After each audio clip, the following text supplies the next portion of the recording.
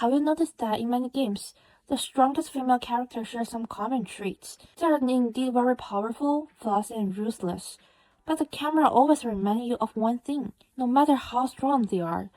Their feminine characteristics are deliberately placed at the virtual center.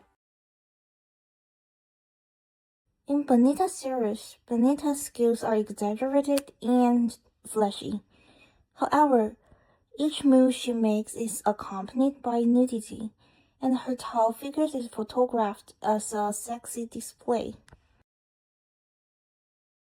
Also, in Resistant Evil, Ida Wong is a top agent capable of completing missions independently. However, her style is consistently sexy, featuring high heel and tight skirts. These examples reveal a phenomenon. Whenever a powerful female character is portrayed, the camera often emphasizes her physical will, showcasing her strength. So why do powerful women often appear with high heels? Why do stronger women need to be presented in a sexy manner? In one game after another, we see a similar pattern. Women can be very strong, but only if they look like they meet certain sexy standards. No matter how strong they are, their bodies are always young, thin, sexy, and careful, designed for others to watch.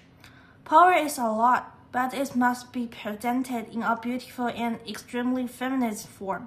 As Laura Marvey argues, Mr. Virtual culture frames women in ways that priority there to be looked at next, styling their bodies for erotic impact rather than narrative purpose.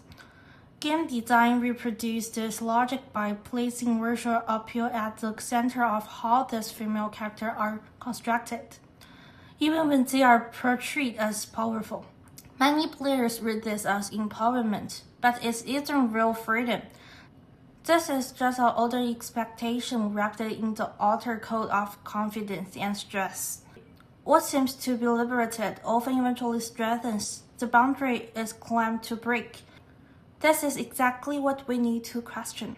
The main reason why the situation keeps happening is that the attitude of game design toward women has never really changed. Superficial progress is often just a new winner over very rigid assumption.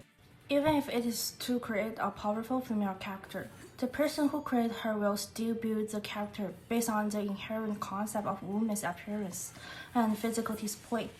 As Sandra Burke argued, the disciplinary practice of femininity shapes women into bodies that complete the cultural expectation, making sexualized presentation appear almost necessary for legitimacy.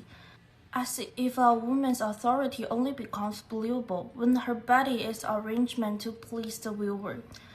This means that even when women are portrayed as powerful, their body must still be arranged according to familiar visual code of femininity.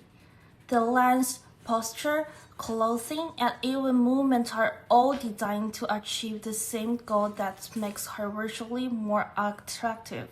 The study also noticed that 18.18% of female characters wear explicitly sexy clothing, and this refers only to clothing and does not include other sexualized visual design.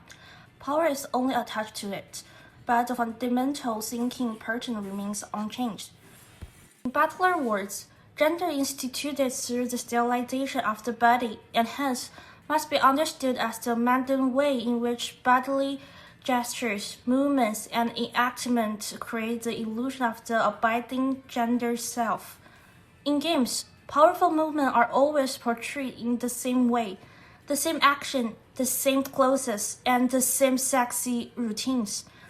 Over time, players are taught to accept the highly sexualized appearance as the natural state that women should look like this. Over time, players are taught to accept the highly sexualized appearance as the natural state that women should look like this. The industry has not reconsidered how women are presented, but keeps returning to the old template. So the design looks new on the surface, but women are still treated in the same way. When this kind of design frequently appears in large-scale games, it is no longer just a character. This will cause people to form an extremely narrow understanding of the female image and regard the understanding as taken for granted, making it appear natural and acceptable. For example, the character Quiet, the mental Gear Solid, the Phantom Pain. As a bikini snipper, she is almost naked when fighting. She wears a bikini top and emphasizes her chest, plus fishnet socks. Quiet shows that the idea women must always look glamorous is natural. It's something culture created, but games make it feel normal. Still art causes the naturalization, the process of turning culture expectation into something that looks fixed and inevitable. The expectation doesn't feel stretched because it's natural. It feels normal because media repeat it so often that people start to accept it as common sense. This shapes how women are judged in the real life, and it also shapes how girls imagine who they can become. As bell hooks remind us, beauty standards are not natural. They are created by those who hold culture power.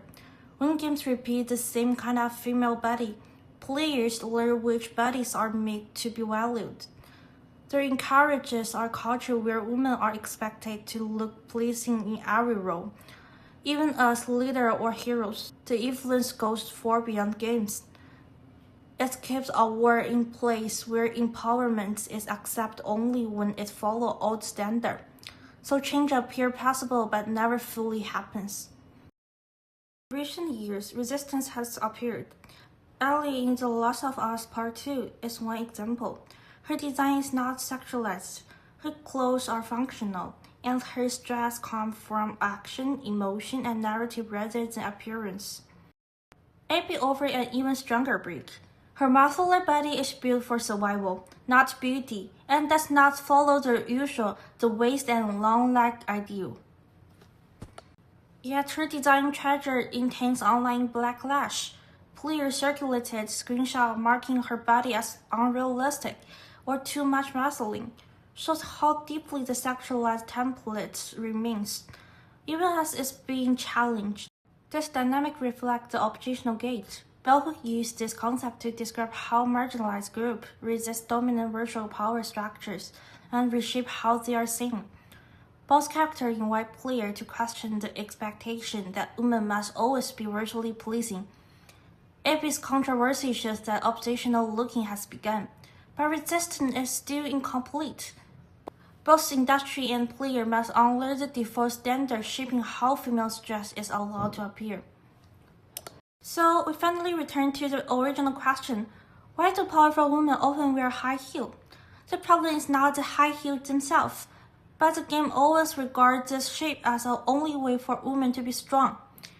The content we study here is very important, because it also affects people's views of women outside the screen. When the game repeats the same body type over and over again, this body type becomes a part of the people think is normal. True, empowerment means giving women powerful freedom in many ways. One day, high heel may become an option, not a necessity.